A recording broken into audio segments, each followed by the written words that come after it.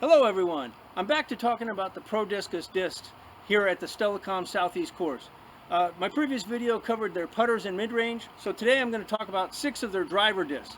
I'm going to show you how to evaluate the flight numbers on a couple of the holes here and see whether you can get Anheuser or Heiser flight paths that fit the particular holes. Chasing Disc Golf and the overall title.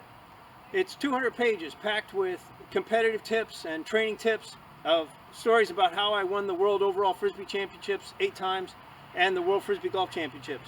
It's available at Package Express in Olympia, the Kit Carson Pro Shop in Escondido, Amazon.com of course, and The Right Life, and Discovering the World. Okay, this is the hole 16 fairway at the Steilacoom Southeast course. It's 292 feet. There's flat grass straight ahead, and it's got a left to right mando. You have to pass past that dark tree to the left side, and then I'll zoom in here and you can see the basket is behind it and to the right. Okay, I'm going to start off with the Titan. It's 8 speed and 0 turn. It also has 2 fade. So if I throw it with a little bit of Anheuser to make this left to right around the dog leg, it can glide up there with this wind that's pushing about 5 miles per hour left to right, but then at the end it should finish back to the left, and if I throw it too high it's definitely going to stall out and fall a lot to the left.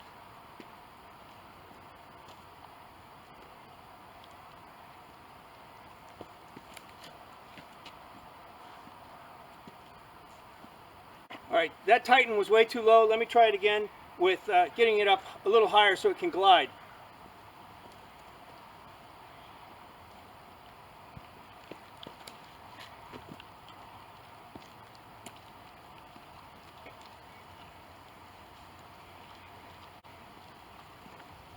Okay, that was a little too high. It's pin high, but because it got so much height on it, when it stalled out, it fell far to the left. The Laserie is a 9-speed disc with a -1 turn and a 1 fade.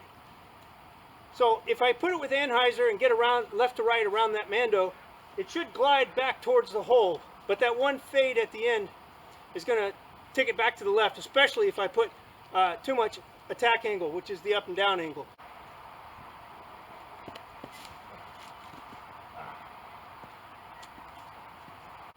Okay, that was way too low. Let me try another Laserie.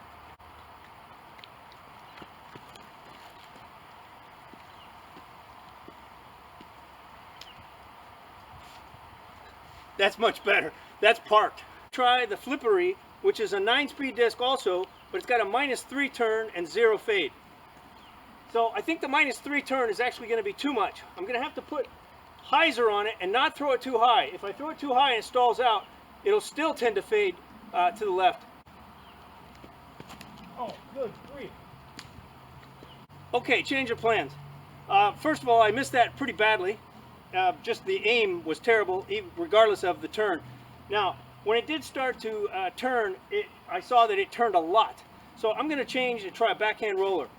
In order to do that, I want to throw it with some Anheuser so it'll land about halfway down the fairway, and try to almost, but not get vertical, but almost, maybe 70 degrees, and then roll up and turn over as it goes to the basket.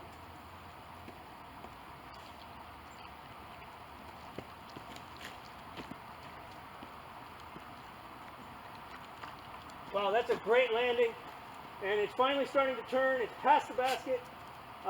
So I went about 40 feet past the basket. Slaidi is a 12-speed disc with a -3 turn and a 4 fade.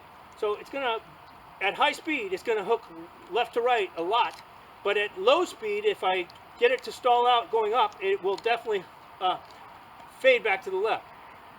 So my strategy here is gonna be to throw it with, starting out with a little Heiser, get left to right around the mando for sure, and then as it starts to slow down, it might hook back, turn back to the right.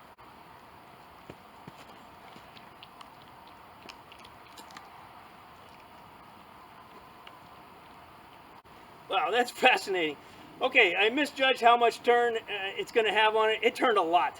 So it ended up being a long distance roller. And when it hit the ground way down the fairway, about 240 feet, 200 feet maybe, down the fairway, it ended up rolling straight the whole way. I never saw it turn over and fall back to the right. So I'm going to change my strategy and intentionally try a backhand roller.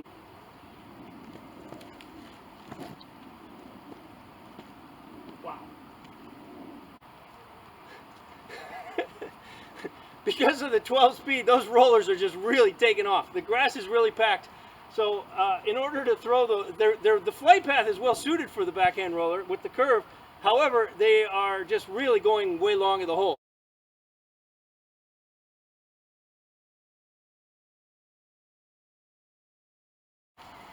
The Rosary is a 12-speed disc with 0 turn. So with this wind coming left to right, I think that if I just get it past the mando with a tiny bit of anhyzer, the wind will help carry it and glide it up to the basket.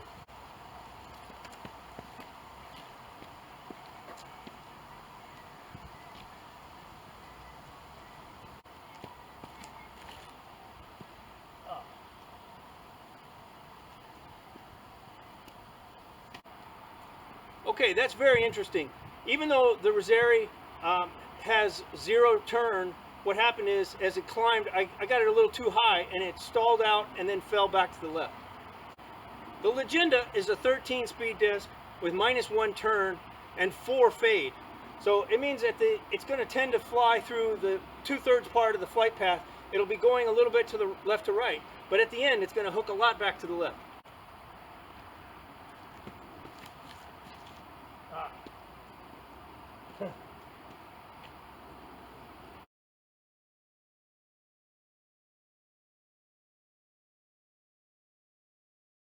The 0 turn, that means I'm going to have to, in order to get it to the hole, I would have to put all the anhyzer on it. But I don't think that's a really good strategy on this hole. It's critical that you make it to the left of the mando. So I'm going to try backhand roller with this.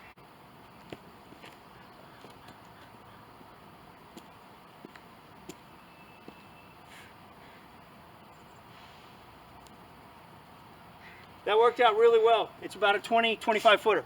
I am going to have to stand it up quite a bit vertically and hope that I can get it to roll back to left to right.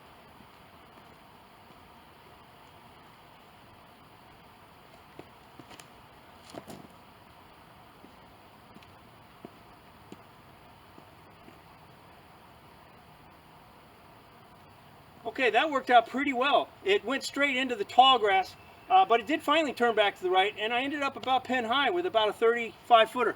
Because this fairway is a right to left curve with a low ceiling, and it's a long distance hole, I'm just going to use the discs that are straight or with a high fade, not the ones with the turn. And in order to get this hole, what you want to do is aim on the right side fairway here, go straight up this path, and then have with a flat flight, and then have it fade back to the left with a skip at the end. I don't think I can reach this hole with a 9-speed, because there's a low ceiling as well.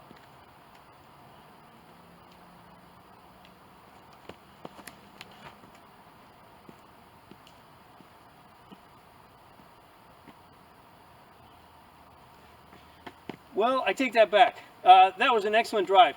Now, it did have to get pretty high, and I flirted with the trees because of the low ceiling. But somehow I was able to stay just underneath them, got up past the tree, at the last tree at the up at the hole, and probably ended up with, as it faded back to the left, with about a 35 footer, which is not bad. To take advantage of that fade and have it skip to the left, I'm going to have to get it very low and hard the whole way. Stay under the low ceiling, but keep it flat. Now, I can't really throw it that hard and that flat, this low, so I'm going to have to start it off with a tiny bit of anhyzer. Hopefully it stays low and doesn't climb, and then flattens out and skips back to the left.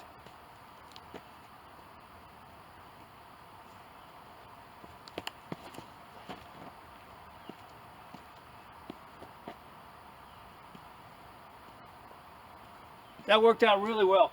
The -1 turn will only come into play if it's very high speed. The 4 fade is going to come into play more. The more that you stall the disc, the farther it'll fall to the left.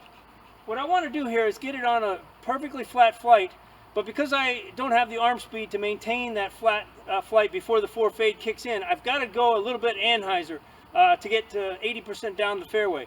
Then when it starts to flatten out, it'll be dying out, and then hopefully the skip will come in with the 4 fade and drive it towards the hole.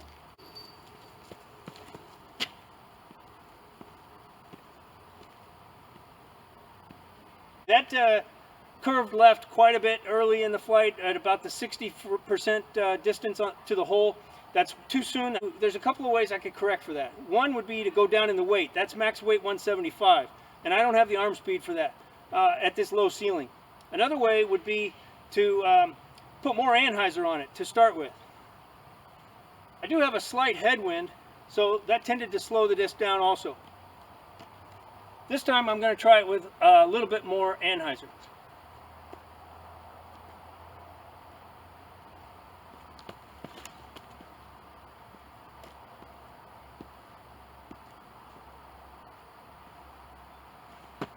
Well, at least it got around that last tree before it hooked to the left. So that was not too bad. It ended up being about a 55-footer. Thanks very much for watching. I hope you enjoyed my video on the Prodiscus lineup. I've really enjoyed playing with their discs. Their plastic is quite amazing. So please click like and subscribe, and let me know in the comments if there's any other videos that you would like me to make.